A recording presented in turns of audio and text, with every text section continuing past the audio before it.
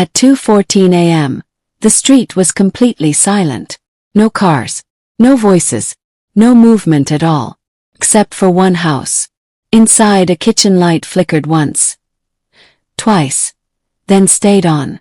On the counter lay a warm cup of coffee, phone still plugged in and charging.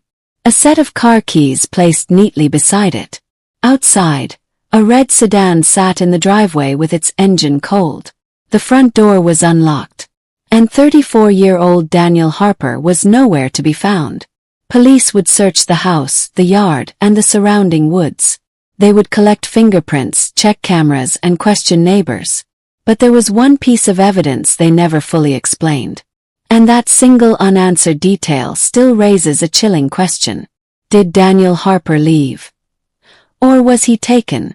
In a quiet suburban neighborhood in Oregon, Daniel Harper was known as a dependable man with a simple routine. Work, home, family. Nothing out of the ordinary. His disappearance in March 2016 shocked the community. There were no signs of a struggle, no ransom demand, no confirmed witnesses. What police did find created more confusion than clarity. Over the next 12 minutes, we will walk through the timeline, the evidence, the investigation, and the unanswered questions that still linger. Because in this case, what police never explained might be the key to everything. Daniel Harper lived alone in a small 2-bedroom house on Cedar Lane. He worked as a mechanical technician at a local auto repair shop. Friends described him as quiet, responsible, and detail-oriented. He wasn't involved in crime. He had no known enemies, no recent disputes, no financial trouble. By all accounts, Daniel lived a predictable, stable life. That predictability makes what happened next even more disturbing. On March 18, 2016, Daniel finished his shift at 6 p.m. Co-workers saw him leave alone. He stopped at a grocery store at 6:32 p.m. Receipts confirm he bought milk, bread, and coffee. Security footage shows him returning home at 7:05 p.m. At 7:22 p.m., he texted his sister, "Home safe. Talk tomorrow." That was the last confirmed message he ever sent. At 9:10 p.m., a neighbor noticed his living room light turn on. At 10:45 p.m., another neighbor saw movement inside the house but didn't think anything was unusual. At 2:14 a.m., motion sensors triggered the porch light.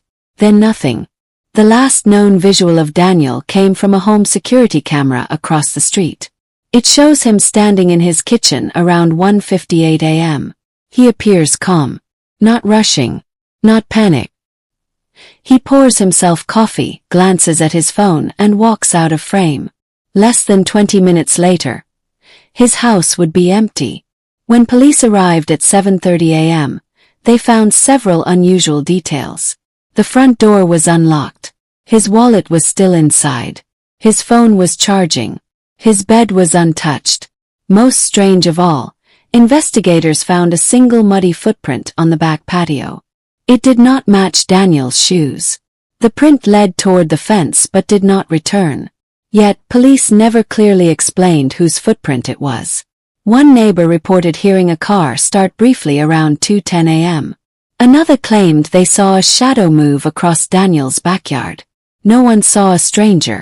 No one heard an argument. No one reported a struggle.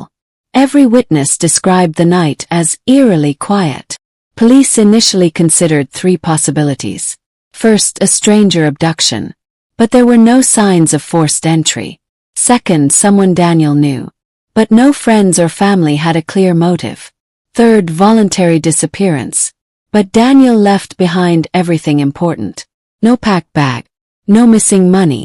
No farewell message. None of it fit. Investigators searched nearby woods and fields for 3 days. They used dogs, drones, and helicopters. But the search was delayed by nearly 12 hours after Daniel was reported missing. Critics argue this lost crucial time. Additionally, police never released a full forensic report about the muddy footprint. They simply stated it was inconclusive. Some believe an unknown person entered through the back gate. The muddy footprint supports this idea. But why take Daniel without a struggle? And why leave his belongings untouched? Others suggest Daniel may have opened the door willingly. If he recognized someone, he might not have felt threatened. But no one in his circle has ever been linked to his disappearance. A small group of online investigators argue the scene may have been manipulated. The neatly placed keys, the untouched coffee, the unlocked door. They believe it was meant to look normal. Too normal. Years later, Daniel Harper's case remains open. No body has ever been found. No arrests have been made. No new evidence has emerged. The muddy footprint was never matched to anyone. His phone showed no suspicious calls or messages. The security footage showed no intruder. So what really happened at 2:14 a.m.? Why was the porch light triggered? Who left that footprint? And why did police never fully explain it? Perhaps the answer was there from the very beginning. But no one ever connected the dots. Daniel Harper's disappearance is a reminder that sometimes the quietest nights hide the darkest secrets. A single piece of unexplained evidence can change everything. And in this case, that evidence still speaks. Even if no one is listening. What do you think really happened to Daniel Harper? Because maybe the most disturbing part is this. The truth may have been right there all along. If you have a theory, share it in the comments. And if you want more stories like this, consider subscribing to Silent Evidence.